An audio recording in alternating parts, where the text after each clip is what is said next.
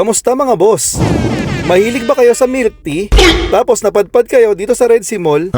Aba, edi try nyo na nga itong nasubukan namin ni Boss Madam. Okay. Itong nakita nga namin ay located dito sa ground floor nga ng Red Sea Mall. Okay. Tara mga boss, samahan nyo nga ako at ipapakita ko sa inyo kung ano yung meron dito sa mga menu nila. Enjoy!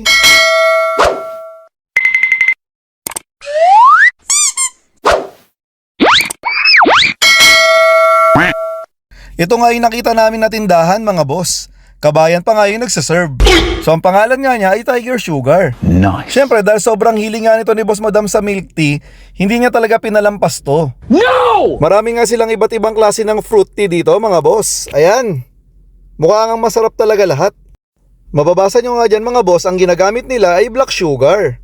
Pag medyo mabilis nga yung video natin, kayo na yung bahala mag-adjust dyan. I-post nyo na lang yan dyan mga boss. Siyempre pag milk tea mga boss, hindi naman talaga mawawala yung meron siyang pearl.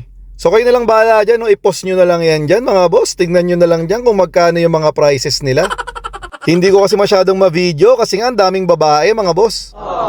Ang in-order nga namin ni Boss Madam ay isang piraso lang, pero yung pinakamalaki na.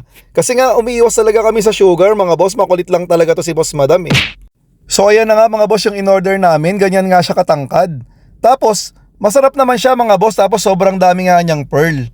Ang presyo nga niyan mga boss ay 31 Saudi Riyals. Sulit na rin siya mga boss kasi nabusog na rin ako dyan. Ayun mga boss, hanggang dito na nga lang yung video natin ngayon.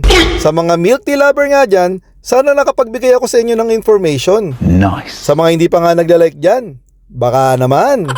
Tapos mga boss, huwag nyo na rin akong kalimutan i-follow.